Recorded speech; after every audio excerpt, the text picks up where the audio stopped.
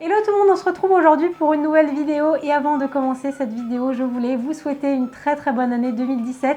J'ai pas pu vous la souhaiter parce que mercredi, du coup, je vous ai posté une vidéo que j'avais déjà pré-filmée, donc voilà, j'avais très envie de vous donner tous mes meilleurs vœux pour cette nouvelle année pour vous et les personnes qui vous sont chères, donc de la joie, du bonheur, que le meilleur. Et si jamais vous ne les réalisez pas pendant cette année, au moins juste d'être sur le chemin pour accomplir ses rêves. Je suis sûre qu'on en est tous capables et c'est vraiment tout ce que je vous souhaite. Donc aujourd'hui, on se retrouve pour une nouvelle vidéo avec mes fards à paupières. Je vous avais déjà fait une première vidéo dans laquelle je vous montrais comment je fabriquais mes vernis avec du fard à paupières, mais cette fois-ci je vais les appliquer un peu différemment. Vous allez voir, l'effet est très sympa. N'hésitez pas comme toujours à liker cette vidéo si jamais vous voulez que je vous fasse plus de vidéos où je fais un petit peu n'importe quoi autour des ongles. Moi ça me fait très plaisir et ça me fait beaucoup rire et des fois on tombe sur de très bonnes surprises. Vous allez voir qu'il y a un mélange qui est juste ouf. Donc voilà, c'est parti, on commence sans plus tarder. Alors comme d'habitude, j'ai commencé par appliquer ma base pour protéger mes ongles et une fois que la base était bien sèche, j'ai appliqué une couche de vernis noir. Donc moi mon vernis noir est très couvrant et une couche a suffi, mais si jamais votre vernis noir n'est pas assez couvrant, vous pouvez très bien en mettre deux. Et le but ça va être que le vernis ne sèche pas trop avant d'appliquer le fard à paupières, donc immédiatement je vais ouvrir ma palette. Donc j'ai pris la Gingerbread Cookie de chez Too Faced et j'ai utilisé le fard Ginger Snap que je vais prélever directement avec le doigt. Il faut quand même en prendre une assez grande quantité de façon à avoir pas mal de pigments sur le bout du doigt. Ensuite, je vérifie que mon vernis n'est pas trop sec. L'idéal, c'est qu'il soit sec d'une petite minute. Il faut qu'il colle quand même encore un petit peu. Puis, je vais tapoter le pigment directement sur mon ongle. Vous pouvez ensuite faire glisser comme ça votre doigt de façon à bien faire pénétrer le pigment dans le vernis. Et regardez-moi le résultat. Je trouve que c'est juste trop joli.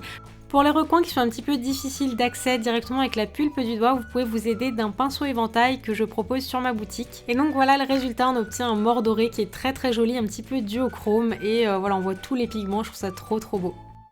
Ensuite, j'ai voulu essayer de voir ce que ça donnait avec d'autres fards, donc j'ai pris Winter Dream et j'ai fait exactement la même chose. Donc j'ai posé mon vernis noir, pendant qu'il sèche, j'ai prélevé tout simplement le fard à paupières directement avec mon doigt et tant que le vernis n'est pas sec et tant qu'il colle un petit peu, c'est vraiment très important.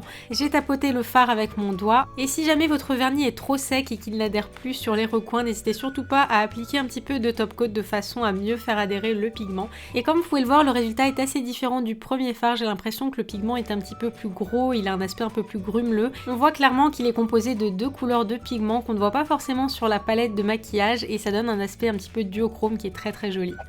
Alors ensuite préparez-vous, j'ai voulu voir ce que ça donnait avec le fard Sugar Bells qui est un fard à paupières argenté et tout de suite quand je l'ai prélevé en fait j'ai senti que le pigment était très fin, donc je l'ai appliqué comme d'habitude sur mon ongle et là j'étais absolument bluffée du résultat. Regardez-moi cette merveille, j'ai l'impression de mettre de la poudre chrome en fait sur mon ongle.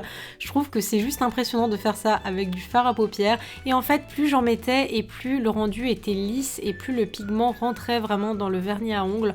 Donc comme vous pouvez le voir, c'est encore un aspect qui est différent des deux précédents fards à paupières que j'ai essayé et je crois que c'est vraiment celui qui a le mieux fonctionné parce que c'est le pigment le plus fin, donc il peut vraiment mieux s'associer avec le vernis. Donc voilà, vous l'aurez compris, c'était vraiment mon coup de cœur pour cette vidéo. Et pour terminer, j'ai essayé d'appliquer le fard à paupières Peppermint Mocha qui est un marron et encore une fois vous allez le voir, le résultat est assez différent puisque j'avais l'impression que ça faisait plus vernis métallique, un petit peu mat, donc c'est pour ça qu'à la fin j'ai appliqué un top coat mat par dessus. Je trouvais que ça lui allait vraiment bien et donc voilà pour le résultat de ces 4 fards à paupières. J'ai adoré vous faire cette vidéo et finalement j'ai appliqué du top coat, donc du mat sur mon petit doigt et du brillant sur tous les autres et ça a légèrement retiré du pigment mais rien de trop catastrophique. Et sinon une dernière chose, vous ne risquez absolument rien avec cette technique. Le fard à paupières est un produit cosmétique et donc qui est fait pour être en contact avec la peau, donc vous ne risquez pas d'abîmer vos ongles.